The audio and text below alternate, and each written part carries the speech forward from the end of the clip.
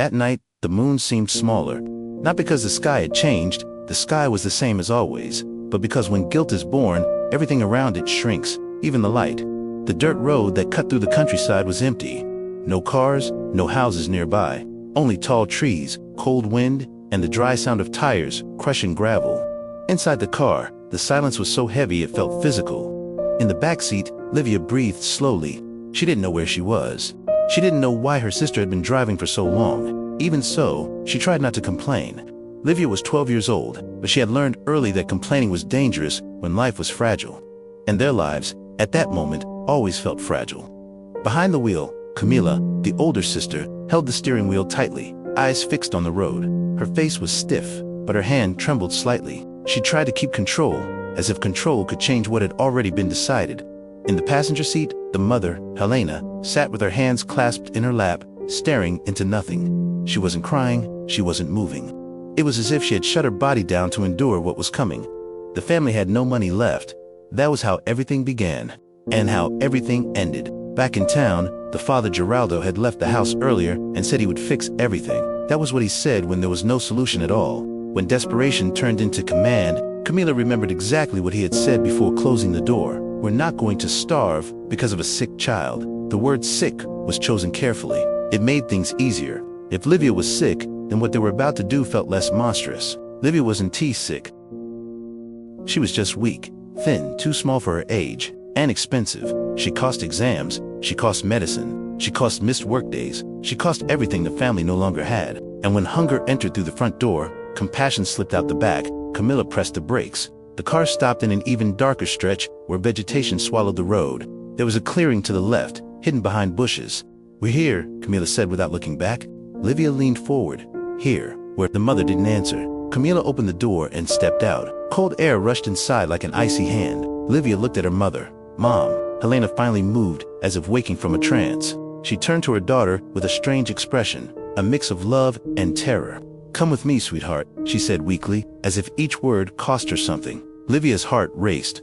It wasn't fear of the place, it was fear of the tone. When her mother said sweetheart like that, something bad always followed. They stepped out of the car, the wind cut Livia's face, and she wrapped her arms around herself. The ground was damp, soft under her feet. Camila was already holding a shovel. Livia's eyes widened. "Why do you have that?" Camila didn't answer. Helena grabbed Livia's hand and pulled her toward the clearing. There was a hole there, a large one, not an animal hole, a hole made by someone. "Made for someone?" Livia stopped. No, her voice broke. "What is this?" Camila finally looked at her. There was no affection in her eyes, only exhaustion. Exhaustion from choosing between children, exhaustion from being poor, exhaustion from living in fear. "Get in," Camila said. The word didn't feel real. Livia stepped back. "I'm not getting in there." "You're joking, right?" Helena squeezed her hand tightly. "Livia, please," the mother whispered, barely audible. "Please, what?" Livia screamed, the sound swallowed by the wind. Camila grabbed her arm. She was stronger than Livia expected. "Don't make this worse," Camila said through clenched teeth. "Worse," Livia cried. "Camila, I'm your sister." Camila dragged her to the edge of the hole. Livia felt the edge beneath her feet and froze. No, she repeated, as if repetition could change fate. Helena approached, shaking. "Sweetheart," she said again, and this time her voice broke. "Forgive me." Livia looked at her mother and understood. No one was waking up from this nightmare. "Mom," she whispered, "I promise I'll get better. I promise I can work when I'm older. I can help." Helena turned her face away, unable to look at her. Camila pushed, not hard, just enough. Livia fell into the hole with a dull thud. Damp earth covered her clothes. She tried to climb out, but the walls were slippery. "Camila," she screamed, "get me out." Camila lifted the shovel. The metal caught the moonlight for a second. Then the first load of dirt fell. Livia screamed again, desperately clawing at the walls. "I'm going to die," she cried. "Mom." Helena collapsed to her knees, as if her body had finally given up. Camila threw another shovelful, and another. Dirt filled Livia's hair, her mouth, her eyes. She coughed, choked, tried to scoop the dirt away with her small hands. It was useless. The hole was too deep, the dirt too fast. Camila was breathing hard, as if digging her own salvation, as if every shovel meant food for the rest of the family. "Stop," Helena whispered, crying, "Camila, stop." But Camila didn't stop. "We'll all die with her." "Mom," Camila said harshly, "do you want us on the streets? Do you want Dad killing himself from shame? Do you want Gabriel starving?" The name of the youngest brother? Gabriel landed like a weight. Helena sobbed and did nothing. Livia heard everything. And that hurt more than the dirt, because it wasn't an accident, it was a choice. And she had been chosen to die. The dirt reached her waist, then her chest. Her screams grew weaker. The air was disappearing. Camilla paused, shovel raised. Livia looked up, eyes full of dirt and tears. "Please," she whispered. "I'm scared." For a second, something human crossed Camilla's face. Then she tightened her grip and threw more dirt. Helena screamed, "Enough." Camilla stopped, gasping. Helena crawled to the edge of the hole and looked down. Livia was almost completely buried. Only her face remained, eyes wide, mouth desperately trying to breathe. Helena reached out, trembling. For 1 second, it looked like she would pull her out, but her hand didn't move. It stayed in the air, and Livia saw the decision before the final dirt fell.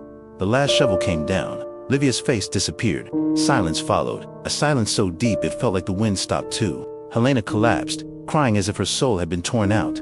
Camilla dropped the shovel and stared at the ground. For a few seconds, no one moved. Then, from beneath the freshly turned earth, a sound, faint, muffled, a scratch. Camilla froze. Helena lifted her head. The scratch came again. She's alive," Helena whispered in horror. Helena started digging with her hands. "Help me," she screamed. "Help me." Camilla didn't move. Her face was pale. "No," Camilla whispered. "No, Mom, it's too late." Helena dug frantically, nails breaking, blood appearing. "Hold on," she screamed, but the dirt collapsed back. Camilla picked up the shovel. Helena looked at her, relieved for 1 second, then realized Camilla wasn't going to dig, she was going to strike. "Camilla," Helena whispered. "What are you doing?" Camilla was crying, but her body kept moving. "If she comes out," Camilla said, shaking, "we're finished." Helena lunged to stop her. They struggled. Helena slipped, hit her head on a rock, went still. Camilla froze. The scratching continued. Weaker, Camilla looked at her mother's body, then the hole. Panic won. She ran to the car, drove away without looking back. Because looking back meant seeing, and seeing meant destruction. The headlights appeared first as a distant glow between the trees. Then they cut through the darkness. The car moved slowly, like someone who knew that road well and had no reason to rush. The old engine made an uneven sound, and the beam of light swept across the damp ground, revealing branches, stones, dust suspended in the air. The scratching beneath the earth was almost gone. Livia no longer had the strength to scream. Her body was compressed, her lungs burning. Every attempt to breathe pulled more dirt into her mouth. The world had shrunk to 2 sensations, darkness and weight. And then, a different sound. Footsteps. Careful, measured. The car stopped. A door opened with a creak. "Is anyone there?" A man's voice asked, uncertain, carried by the wind. The sound cut through the soil like a shock.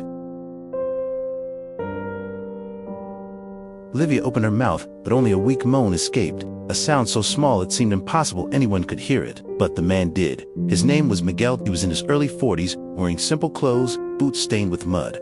He was returning from a temporary job at a nearby farm. He had driven that road since childhood, and he knew that silence. "That's strange," he murmured, scanning the area. He took a few steps forward, guided more by instinct than reason. The light from his phone illuminated the clearing, and then he saw it. The hole, the freshly disturbed earth, and the body of a woman lying nearby, motionless. Miguel ran to her. "Ma'am," he called, kneeling. "Can you hear me?" He checked her pulse, weak, but there, my God, he whispered. That was when he heard it, a sound, barely there, a scraping. Miguel slowly turned his head toward the hole. "Is someone in there?" he said, his voice tight. He approached, aiming the flashlight. Nothing visible. But the sound came again. A chill ran up his spine. "Hold on," he said loudly, as if the person could hear him clearly. "I'm here." Without thinking, he began digging with his hands. The soil was loose, heavy. Every handful resisted, as if the ground itself wanted to keep its secret buried. "Just hold on a little longer," he repeated, breathing hard. His fingers began to bleed. He kept digging, until the flashlight reflected something different. Fabric, hair. "I've got you," Miguel said, his voice breaking. He carefully cleared the dirt from Livia's face. When fresh air reached her skin, she gasped violently, coughing, spitting dirt, dragging oxygen into her lungs as if she had never breathed before. Miguel wrapped his arms around her. "It's okay," he said, even without knowing if it was true. "You're out now," Livia tried to speak. She could only cry. The cry of someone who had come back from the edge. Miguel pulled her completely free, wrapped her in his jacket, and set her on the ground, supporting her against him. "Stay with me," he said. "Don't fall asleep." He looked at the woman still lying nearby. You too, he murmured, confused. What happened here? Livia tried to point toward the road. My sister, she managed. With effort, Miguel swallowed hard. He understood enough. Minutes later, an ambulance tore down the road, sirens ripping through the silence. Livia was placed on a stretcher, still trembling. Helena regained consciousness briefly, just long enough to see her daughter alive. Forgive me, she whispered, before losing consciousness again. Miguel stood there, covered in dirt, hands bleeding, watching the ambulance disappear. He knew nothing about that night would ever be forgotten. At the hospital, doctors moved quickly. How long was she buried? Someone asked. I don't know, Miguel replied. Too long. Livia was rushed away. Oxygen tests, bright lights. She closed her eyes and wondered if she had died because everything was too white, miles away. Camilla drove without direction. Her hands shook on the steering wheel. Her face was wet with tears she didn't remember letting fall. I did this, she repeated. In shock, I did this. Her phone buzzed on the seat beside her. She ignored it. She couldn't answer, because answering meant hearing, and hearing meant facing. Time did not return to normal after that night. It simply moved forward, crooked, heavy, altered. Livia spent almost 3 weeks in the hospital. Her body recovered faster than her mind. The scrapes healed. Her lungs responded well, but something inside her remained buried. Silence. Even when the room was full of doctors, nurses, social workers, Livia felt a strange emptiness, as if she were always about to hear dirt falling again. At night, the nightmares came. She woke up drenched in sweat, gasping, with the sensation of weight on her chest. It took a few seconds to realize she could breathe, that the ceiling was white, that there was light. You're safe, the nurse repeated patiently, but safety is not learned overnight. Helena was discharged before her daughter. Physically, she was better. Mentally, she wasn't. She insisted on seeing Livia, but the medical team postponed the meeting. It wasn't punishment, it was protection. Helena spent her days sitting in a hallway chair, staring at the closed door of her daughter's room. She cried little, she cried dry tears. Regret had arrived too early to bring relief, and too late to erase anything. Camilla was taken to the police station. In a cold room, under white lights, she finally spoke. She spoke without screaming, without many justifications. She spoke like someone describing something she still couldn't believe she had done. We had nothing left, she told the detective. Nothing. I just thought. I thought if it was quick. She stopped. She couldn't finish the sentence. You pushed your sister into a grave, the detective said firmly, and began burying her alive. Camilla lowered her head. I know why the answer took time. Because I was tired of choosing who would starve, she said at last. And someone always lost. The detective closed his notebook slowly. This time, it was you, he replied. Camilla cried. She didn't ask for forgiveness, not yet. Miguel returned home that week. He tried to resume his routine, but nothing fit. Work continued, bills continued, the world moved on. But he carried the sound of that scratching in his head. At night, he wondered if he would have stopped if he'd been more tired, if he'd been in a hurry, if he had decided to ignore it. That question would follow him for a long time. He began visiting Livia not as someone who had saved her, but as someone who stayed. When Livia was finally discharged, she didn't go home. Home no longer existed as a safe place. The Child Services decision was temporary foster care, a small, organized shelter with other children. Livia entered quietly. She observed everything carefully. She didn't cry. Crying was something she now did alone. On her first night at the shelter, she sat on the bed staring at the wall. A girl in the next bed asked, "Are you okay?" Livia thought about the question for a few seconds. "I'm alive," she answered. The girl nodded, as if she understood exactly what that meant. Therapy sessions began shortly after. At first, Livia didn't tea-talk. She drew circles. Closed lines, always something covering something else. "Do you want to tell me about this?" the psychologist asked. Livia shook her head. But one day, without warning, she spoke. "I heard my mother choose." The psychologist stayed silent. "She chose my brother," Livia continued. "She chose my sister. She chose everyone except me." The sentence came without anger. It came empty. And that frightened more than a scream would have. Helena was called to testify again, this time without the initial shock. "Did you know what was going to happen?" the prosecutor asked. Helena closed her eyes. "I did," she answered. "And why didn't you stop it?" The silence stretched. "Because I was tired," she said. "Because I thought God would understand." The prosecutor didn't respond. Some sentences don't need answers. Miguel asked to be officially heard as the main witness. "That child didn't fall in there," he said. "She was placed there, and nearly died because someone decided she was a burden." The case began to take shape, and with it, the town began to talk. First in whispers, then in small headlines, then in open outrage. "Girl buried alive survives in rural area." Livia didn't read it. Miguel read it for her. One afternoon, Livia asked for something unexpected. "Can I see my mother?" The psychologist didn't answer right away. "Are you sure?" Livia thought. "I don't know," she said, "but I think I need to." The meeting was scheduled. In a neutral room. 2 chairs, a small table. When Helena entered, Livia noticed something she hadn't seen before. Her mother looked smaller. That was it. Winter arrived before the trial. Not officially, the calendar still said fall, but the cold had already settled into bones and memories, bringing with it the sense that something heavy was approaching. For Livia, cold had taken on a new meaning.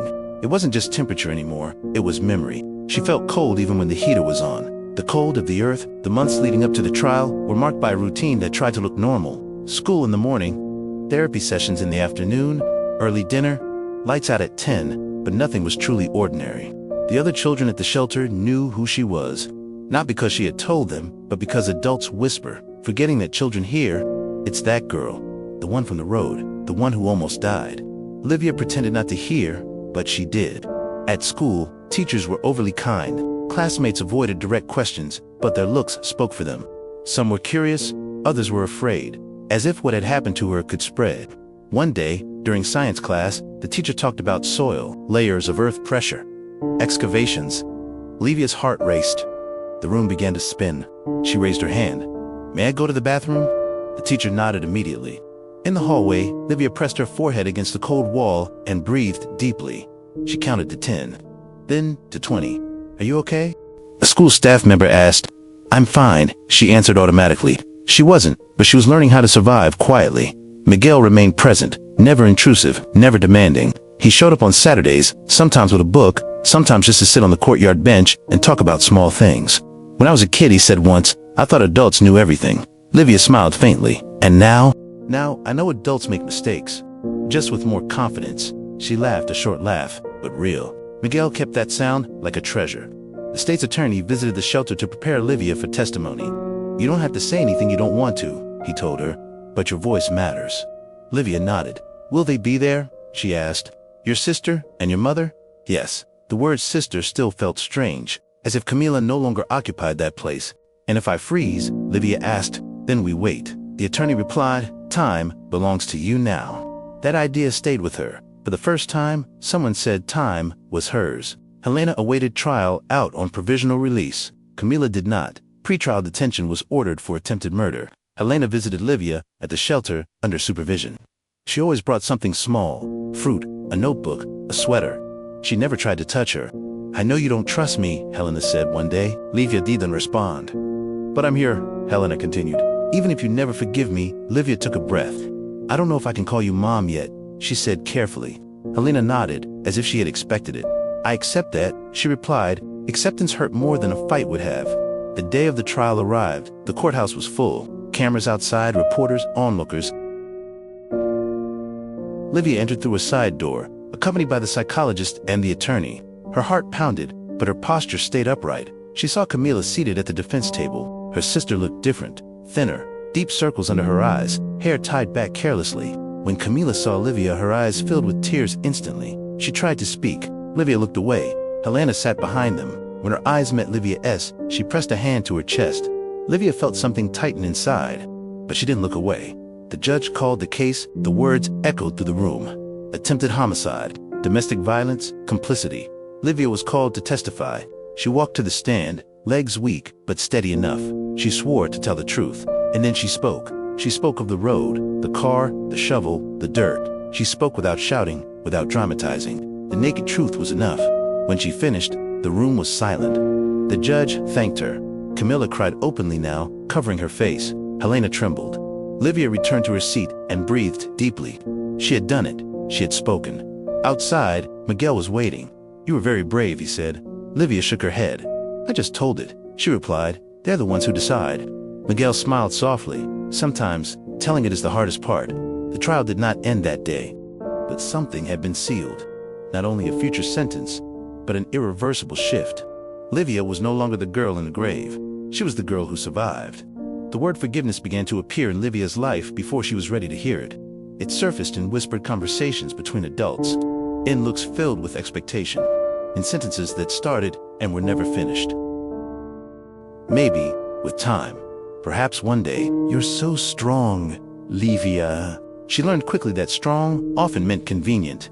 At the shelter, routine continued, firm and almost rigid. There were schedules, rules, quiet hours.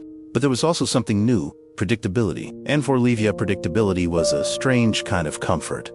She began to sleep better. Not without nightmares. They still came, but with longer stretches of peace between them. Some nights, she woke suddenly, heart racing, the imagined weight pressing on her chest. In those moments, she would get up, walk to the window, and breathe deeply, reminding herself, "I got out." She said it softly, like a mantra. Her psychologist, Dr. Renata, noticed the change. "You've been talking more," she said during the session. Olivia shrugged.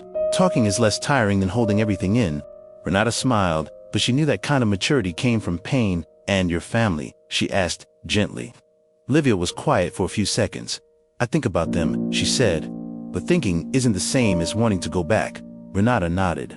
"No one can force you to decide now." "Everyone tries," Olivia replied, without anger. Just truth.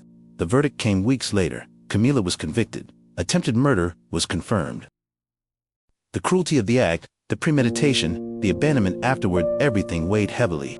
Helena received a lesser sentence for omission, but temporarily lost parental rights. The decision was read aloud. Olivia did not celebrate. She did not cry. She felt something different. Closure, as if a chapter had ended, even though the book was far from finished. After the trial, Helena's visits became more frequent, always supervised, always brief. Helena seemed smaller with every visit, not physically, but internally. Pride had been replaced by an almost excessive caution, like someone walking on broken glass. "I know I can't ask," Helena said one day, eyes filled with tears. "But I'd like to. Try to rebuild." Olivia took a deep breath. "Rebuild what?" she asked. Helena swallowed. "Whatever's left of me." The honesty caught Olivia off guard. She thought for a moment before answering. "I don't know who I am yet. After everything," Helena nodded. "I'll wait," she said, "even if it's far from me." The answer didn't bring relief, it brought weight. Miguel noticed Olivia growing quieter.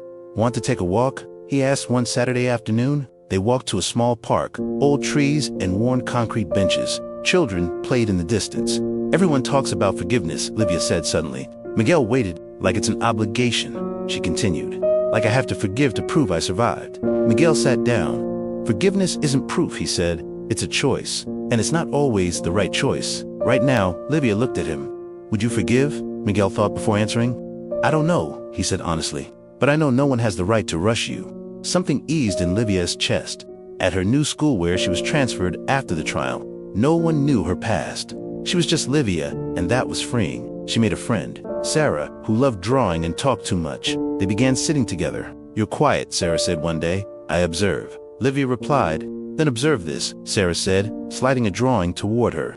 It showed the sun rising behind a mountain. Olivia smiled. Small, but real. Helena received permission to write letters. She didn't know if Olivia would read them. She wrote anyway. About regret, fear, shame, but mostly about responsibility. "I didn't lose you that night," she wrote. "I lost you when I chose not to protect you." Olivia read the entire letter, folded it carefully, did not respond. Not yet. One night, during a session, Olivia said something that surprised even the psychologist. "I don't want to forget." Renata tilted her head. "Forget what?" "What they did," Olivia answered, "because forgetting would be like burying me again." The room went quiet. Renata nodded slowly. "Remembering can also be a way of living," she said. Olivia took a deep breath. The idea of a new home frightened Olivia more than the shelter ever had. Not because it sounded bad, but because it was uncertain. At the shelter, everything had clear rules, schedules, boundaries, walls that promised nothing more than they could give. But a new home carried expectations, and expectations Olivia had learned could be dangerous. Still, when the social worker spoke about a foster family, Olivia didn't say no. She simply said, "I'd like to meet them." The house was in a small, quiet town, surrounded by trees and narrow streets. It wasn't large, it wasn't new, but something caught Olivia's attention immediately. The ground felt solid. She noticed it the moment she stepped into the yard. It didn't sink a small detail to anyone else. Not to her. The woman who opened the door was named Marina. Her gray hair was tied in a simple bun, and her hands carried the marks of time. The man beside her, Eduardo, smiled little, but his eyes were attentive. "You must be Livia," Marina said calmly. "Welcome." No forced hugs, no rehearsed speeches. That helped. During lunch, they talked about simple things: school, food, the neighbor's dog that barked too much. No one asked about the road, the grave, her sister. Livia waited for the question. it never came. After the meal, Marina showed her the bedroom. "You can change anything if you want," she said, "or nothing, whatever feels right." The room had a simple bed, a desk, and a large window. Livia walked to the window. She saw trees, she saw sky, no weight on her chest. "Can I think about it?" she asked. "Of course," Marina replied, "thinking matters." Miguel picked her up after the visit. "So?" he asked while driving. Livia took a moment. "It feels possible," she said. Miguel smiled softly. "Sometimes, that's already a lot." That night, Livia didn't sleep, not out of fear, out of decision. She remembered what her psychologist had said weeks earlier. Belonging isn't forgetting where you came from, it's choosing where you're going. The next day she asked to speak with the social worker. "I'll do it," she said. And as she spoke, she felt something new. Not relief, courage. The move happened slowly. One small suitcase, a few clothes, notebooks to folded paper that read, "I am not disposable." Marina respected Livia's initial silence. Eduardo did too. They didn't try to fill the quiet with words. At night, Marina would gently knock on the door. "Good night," she would say, and walk away. That steady, simple consistency began to work. At the new school, Livia became just a quiet girl again. Some days were easy, others were hard. There were moments when a loud noise made her body react before her mind did. Eduardo noticed once when a door slammed. "It's okay," he said calmly, keeping distance. "It was just the wind." Livia nodded and, for the first time, believed it. Helena learned about Livia's decision through the social worker. She cried, not from surprise, from acceptance. She wrote another letter, shorter this time. "I understand and I will respect it." Livia read it, kept it, did not reply, but did not tear it up either. Camila began writing from prison, long letters, disorganized, heavy with guilt. Livia didn't read any of them, not yet. She needed to learn how to breathe first. Over time, small habits formed. Breakfast in comfortable silence, homework at the kitchen table, the neighbor's dog, now known by name. Livia began to laugh more. Short laughs, but real. One night during dinner, Marina said something simple. "You don't have to prove anything here." Livia looked up. "Not strength," Marina added, "not forgiveness, not forgetting." The words hung in the air. Livia felt her chest tighten. "Thank you," she managed. Miguel kept visiting. Less often, more naturally. He watched Livia grow in a way that didn't make noise. "You seem different," he said one day. "I'm learning how to stay," she replied. Miguel understood. In the bottom drawer of her new bedroom, Livia kept the letters, from her mother, from her sister, from herself. She didn't yet know what she would do with them, but she knew one important thing. She was no longer the girl in the grave. She was someone standing on solid ground. Time passed, quietly. There was no clear moment announcing that Livia was growing up. No dramatic turning point. Just days, piling on top of days, like layers of paint covering an old wall, never fully erasing what was underneath. She turned 15 in Marina and Eduardo's house. There was a simple cake, crooked candles, a soft happy birthday sung without ceremony. Livia watched the scene with a strange feeling in her chest. It wasn't complete happiness, but it wasn't sadness either. It was something new, permanence. Adolescence brought changes she didn't yet know how to name. Her body grew, her voice shifted. Her questions became heavier. She began to write more. Not just loose sentences, but entire pages. Stories she never showed anyone. Stories where girls fell but always found a way out. Sometimes the way out was a person. Sometimes it was just time. At school, Livia began to stand out in writing. "You write like someone who watches closely," a teacher commented. Livia shrugged. "I like to understand things before I speak." The teacher smiled. "Keep that. The world needs people who look before they talk." Miguel remained present, though less frequently now. When he came, he brought books, biographies, simple novels. "So you know there are many people who survived the impossible," he said. "Livia, read them all." Some made her restless, others brought comfort. None erased the question growing inside her. Camilla remained in prison. The letters never stopped. They changed tone over the years. Less desperation, more reflection, more organized guilt. There isn't a day I don't hear that sound. I wake up with it. I fall asleep with it. Livia kept the letters in a box. She didn't open them. She didn't throw them away. Helena visited once a year, always supervised. The first meeting after years was awkward. Both had grown, but in different ways. Helena now had white hair, deeper lines, a body carrying too much weight. "You've grown," she said quietly. "So have you," Livia replied. They spoke little, but there was no tension, only distance. That night, after the visit, Livia couldn't sleep. She sat on the bed staring at the box of letters for a long time. She thought of Marina, asleep in the next room, of Eduardo, who always left the hallway light on, of Miguel, who had heard her cry when no one else had. And she thought of the road, the hole, the sound. The past hadn't disappeared, it had simply learned how to wait. The next day, Livia did something she had postponed for years. She opened one of Camila's letters. She read slowly. The handwriting was different from what she remembered, less firm, more hesitant.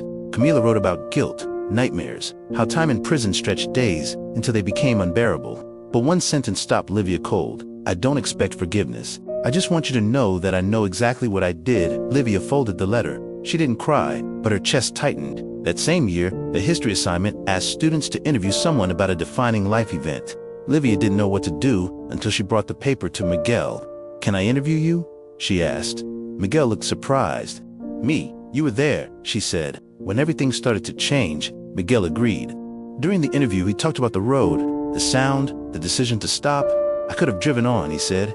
Many people would have. Why didn't you? Livia asked. Miguel thought. Because something inside me said that sound couldn't be ignored. Livia wrote it down. But what stayed with her was something else. Someone had chosen to see her. That same year, Livia began to imagine the future. Not big dreams, possible ones. College, work, independence. She liked writing. She liked listening. She liked understanding. Marina noticed. Have you thought about what you want to be? She asked one night. Livia answered without hesitation. Someone who listens. Marina smiled. Her 18th birthday approached. With it came legal decisions. Adulthood, autonomy, final choices. Child Services scheduled a meeting. After 18, they said everything is your decision. Livia left the room with her head full. Because deciding everything also meant deciding whether to face the past officially. That night, she sat at the kitchen table with Marina and Eduardo. I want to go back to the road, she said. Silence fell. Not now, Livia added. But someday, alone. Marina held her hand. When you're ready, she said. We'll wait, Livia nodded. She returned to her room and picked up the box of letters. She didn't open anymore, but she placed the box on the desk, visible. Like an admission, the past no longer ruled her, but it still needed to be faced. The request arrived in a bureaucratic way, a plain envelope, a formal letter, one simple sentence. The defendant requests a supervised meeting. Livia held the paper for a long time before placing it on the table. Camila wanted to see her. After years of real silence, not the silence of letters, but the silence of presence, her sister was asking for a meeting, not demanding, not pressuring, asking. Livia felt her stomach twist, not from fear, from memory. She took the letter to Miguel before telling anyone else. I don't know what to do, she said. Sitting across from him, Miguel read carefully, handed it back, and didn't answer right away. You don't have to decide now, he said finally. And you don't have to decide alone. What if I go and freeze? Livia asked. What if I can't speak? Miguel leaned forward. Then you stand up and leave. That's also an answer. Livia took a deep breath. She liked how Miguel never turned choices into traps. Marina reacted carefully. Whatever you decide, it doesn't change who you are here, she said. Eduardo was direct. You don't owe anyone anything. Livia listened to both and noticed something important. For the first time, no one was trying to decide for her. The response was sent a week later. Short, I accept, under supervision. When she dropped the letter in the mailbox, her hands were shaking, but there was no regret. The day of the meeting arrived under a cloudy sky. It wasn't raining, but it wasn't clear either. The kind of day that feels suspended. The prison building was gray and impersonal, designed to erase identity. Livia passed through the gates, feeling her body stiffen automatically. The smell, the metallic sounds, the heavy doors. Everything reminded her that this was a place where time didn't move correctly. Camila was already in the room when Livia entered. She stood up immediately, thinner than Livia remembered. Hair tied back, a marked face. For a second, neither of them spoke. The supervisor pointed to the chairs. Camila sat slowly. Livia did the same. The silence stretched. Camila spoke first. Thank you for coming. Her voice was different, less harsh. I didn't come to forgive you, Livia said, before the words grew heavier. Camila nodded. I know. The silence returned. I remember the sound, Camila said suddenly. Every day, Livia felt a chill run up her spine. I wake up with it, Camila continued. I fall asleep with it. Livia breathed deeply. Me too, she answered. Camila closed her eyes. I'm not going to apologize the wrong way, she said. I won't say I was desperate, or that the family, she stopped, because nothing justifies it. Livia watched every movement, every pause. I chose, Camila said, and that choice defines me. The words landed heavily. Something shifted inside Livia. I didn't come to absolve you, she said, but I needed to see who you became. Camila opened her eyes. And who did I become? Livia thought before answering. Someone who knows what she did. Camila swallowed hard. The supervisor observed in silence. Time moved slowly. "Do you hate me?" Camilla asked finally. Livia didn't answer right away. "I don't know," she said. "Hate takes energy, and I used all of mine to survive." Camilla nodded, as if that answer was enough. "I don't expect forgiveness," she said. "But I needed to say that if I could go back." "You can't," Livia interrupted calmly. "And I didn't come to hear that." Camilla closed her mouth. She learned the meeting lasted less than an hour. There was no hug, no promise, but there was something rare. Truth without negotiation. Outside, the sky began to clear. Miguel was waiting. "How was it?" he asked. Livia thought hard. She said, "But necessary." Miguel didn't ask more. That night, Livia wrote, not a letter, a paragraph. "I don't owe my life to the person who tried to take it. I owe my life to the one who heard me, and to myself." She folded the paper, put it away. Helena asked for a meeting after learning about the prison visit. Livia postponed it. Not yet. She now knew that time was also a form of care. When she lay down to sleep, Livia noticed something new. The past still existed, but it was no longer in control. She had entered that building by choice, and she had left whole. Helena's request came without surprise. After the meeting with Camilla, it felt inevitable that her mother would want to speak as well, as if the door opened by one visit had created a current that could no longer be held back. Livia received the request through the social worker. She read it once, then again, she didn't feel immediate anger. She felt exhaustion. "You're not obligated," the social worker said. "We could postpone this indefinitely." Livia nodded. "I know," she replied, "but I think if I don't go, this will keep waiting for me." The social worker didn't argue. Some decisions aren't about desire, they're about closure. The meeting was scheduled in a different place. Not a prison, not the shelter, but a neutral room inside the courthouse with pale walls and tall windows, a space that belonged to neither of them. Helena arrived early. She sat with her hands folded in her lap, posture stiff, as if she was still on trial, even without a judge present. When Livia entered, Helena stood immediately. "Hi," she said, her voice barely above a whisper. Livia nodded. "Hi." They sat facing each other. Silence stretched between them. It wasn't hostile. It was heavy with everything that had gone unsaid for years. Helena spoke first. "I rehearsed this many times," she admitted, "and nothing sounds right." Livia studied her mother's face, the wrinkles, the tired eyes, the expression shaped by something that never fades. "Then Don T rehearse," Livia said. "Just speak." Helena took a deep breath. "I failed you," she began. "Not only in that moment, I failed before, when I saw you as a problem. When I let fear decide." Livia felt her stomach tighten. "I won't justify it," Helena continued. "I won't blame poverty or desperation. I made a choice, and that choice almost killed you." The words hung in the air. Livia didn't interrupt. "I know I don't deserve forgiveness," Helena said, tears now falling freely. "But I needed to tell you that I know exactly what I lost." Livia tilted her head. "What did you lose?" she asked. Helena hesitated. "You," she answered. "I lost you that night." Livia inhaled deeply. "No," she said firmly. "You tried to lose me, but you didn't succeed." The correction was small, but essential. Helena closed her eyes, as if that sentence hurt more than any accusation. "Do you want to come back?" Helena asked after a moment. Livia frowned. "Come back where?" "To family," Helena said. "To a home, even if it's different." Livia thought for a few seconds. "The home I knew doesn't exist anymore," she said, "and the one that exists now isn't mine." Helena nodded slowly. "I understand," she murmured. And for the first time, it seemed true. The meeting lasted a little over an hour. There were no raised voices, no uncontrolled tears. There was something harder, acceptance without relief. At the end, Helena said, "I won't reach out again unless you ask." Livia nodded. "Thank you." The word came without emotion, but it came honestly. After the meeting, Livia walked alone for several blocks. She needed to feel her body moving. The sky was clear, the wind light. People passed by quickly, each carrying their own invisible worlds. She thought about how everything could have ended on that road, and how, even surviving, some things would never return to their place. Childhood, automatic trust, the idea of family as a natural refuge. Those things couldn't be given back, and that was okay. Miguel met her later that day, so he asked carefully. "I went." Livia said, "I came back." Miguel smiled softly. "Sometimes that's already a victory," Livia nodded. That night, Livia opened the box of letters. She read some, she put others away, but she no longer felt that suffocating tightness. The letters were now records, not threats. She chose a blank sheet of paper and wrote something new.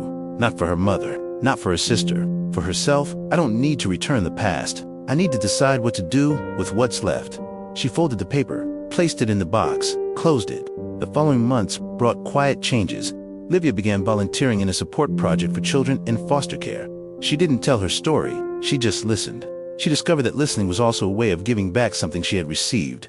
Miguel watched from a distance, proud. Marina and Eduardo remained present, steady, consistent, nothing grand, but real. One afternoon, leaving the project, Livia stopped on the sidewalk and felt something unexpected. Not fear, not weight, but a sense of wholeness.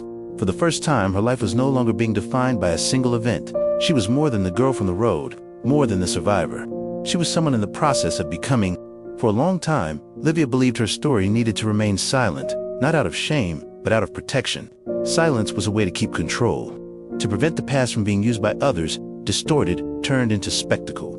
She had survived the worst. She didn't need to relive everything to prove anything to anyone, or so she thought. The invitation arrived in a simple way. A short email sent by a coordinator from the project where Livia volunteered. We are organizing a meeting for young people who have experienced foster care. We would like to know if you would be willing to share your experience. Livia read the message 3 times, her stomach tightened. Not because of the invitation itself, but because of what it represented. Speaking meant opening the box again. She took the email to Marina that night. "I don't know if I can do this," she said, sitting at the kitchen table. Marina read it carefully and handed the phone back. "You don't have to tell everything," she said. "You can share only what you want, or nothing at all." Livia took a deep breath. "What if I freeze?" "Then you stop," Marina replied calmly. "And that will be respected too." That word respected made all the difference. Miguel was more direct. "You don't owe this to anyone," he said. "But if you decide to speak, let it be for you." "For me," Livia repeated. She spent days thinking. She remembered the girl at the shelter who had asked if she was okay. The children who arrived silent, frightened, unsure if anyone would hear them. And she remembered the sound that had almost disappeared beneath the ground, but had been heard. The night before the event, Livia didn't sleep well. Not from fear, from responsibility. She knew that if she spoke, someone would recognize themselves in her story, and recognition can be freeing. Or heavy. The meeting took place in a simple room. Chairs arranged in a circle, no stage, no microphone. The idea was for everyone to be on the same level. There were young people of different ages. Some talked a lot, others barely spoke. Different stories, all crossed by something in common. The feeling of not having been chosen at some point in life. When it was Livia's turn, her heart raced. She took a deep breath. "My name is Livia," she began, "and I survived." Silence filled the room. She didn't tell everything.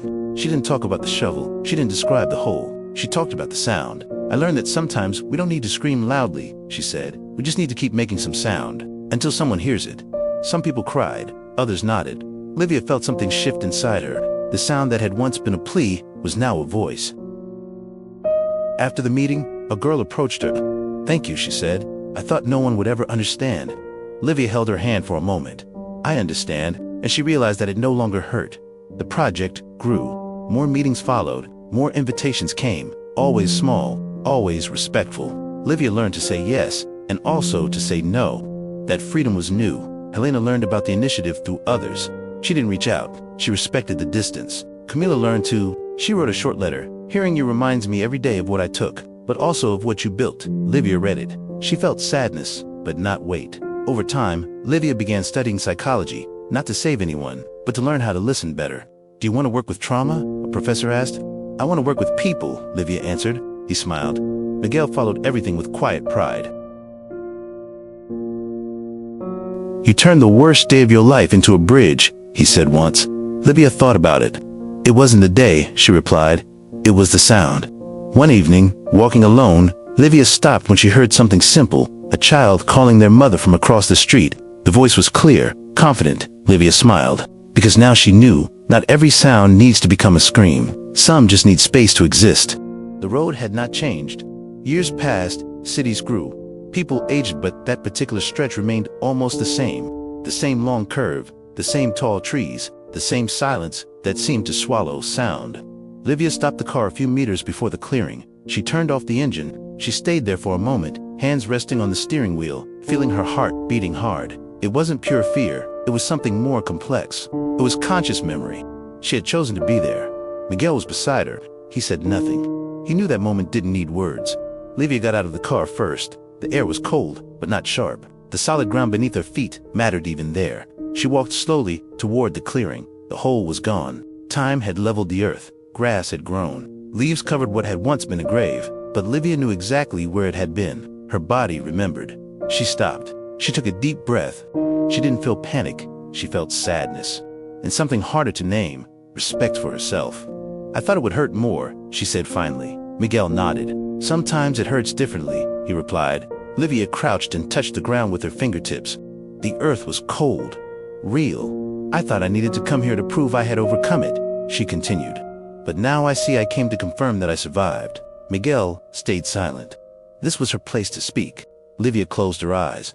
The images came not like an avalanche, but like organized memories. The small moon, the car stopping, the sound of the shovel. But this time, something new mixed with them, the sound of headlights, footsteps, a voice saying, "I'm here." She opened her eyes. "Thank you," she said, without looking at Miguel. He understood that it wasn't an ordinary thank you. It was deeper than that. Livia took a small notebook from her backpack. She opened it to the last page. It was where she'd been writing for years. She knelt, rested the notebook on her leg, and wrote, "Not a report, not an accusation, a goodbye." Here ended an attempt at erasure, but here also began a choice, the choice to continue. She folded the page, closed the notebook. Before leaving, Livia did something unexpected. She took out a small, simple wooden plaque. No name, no date, just a sentence carved by hand. Someone was heard here. She placed it discreetly between two trees, not as a public memorial, but as a personal truth. On the drive back, Miguel was driving. "You seem lighter," he said. Livia watched the road through the window. "Not because I forgot," she replied, "but because I don't need to run anymore." Miguel smiled. That night, Livia dreamed, but not of the grave. She dreamed of a long road, brightly lit, full of crossroads, and she was walking without hurry.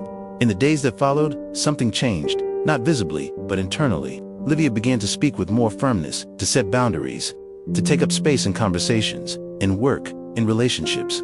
She no longer felt the need to explain her strength. She simply was. Helena learned about the visit to the road through others. She didn't call, she didn't write. She respected it. Camila learned to, and for the first time, she didn't write any letter. Perhaps she understood that some moments don't ask for answers, they ask for silence. Livia continued her studies, continued the meetings, continued listening. But now there was something new in the way she existed in the world. She no longer spoke from the wound. She spoke from the scar. One afternoon, a young woman from the project asked, "Do you think everyone can rebuild themselves?" Livia thought before answering. "Not everyone wants to," she said, "but those who do can start somewhere, even from the worst place." The young woman insisted. Livia nodded, especially from the worst place. Miguel watched from a distance, knowing his role had changed. He had been a bridge. Now, she walked on her own, and that was good. When she arrived home that night, Livia opened a drawer. She took out the old folded note she had written years earlier. "I am not disposable." She smiled, she put it back, not because she needed to remember, but because she respected the girl who had written it. Silence, after everything, was no longer an enemy. For many years, it had been a threat, a dangerous space where memories appeared without warning, where the sound of dirt seemed to return out of nowhere. But now, silence was different. It was a choice. Livia learned this slowly, almost without noticing. Adulthood arrived without ceremony, no fireworks, no speeches. It came in the form of small decisions, waking up early, studying late, saying no when necessary, saying yes only when she truly wanted to. She finished college with the strange feeling of completing something important without needing to announce it to the world.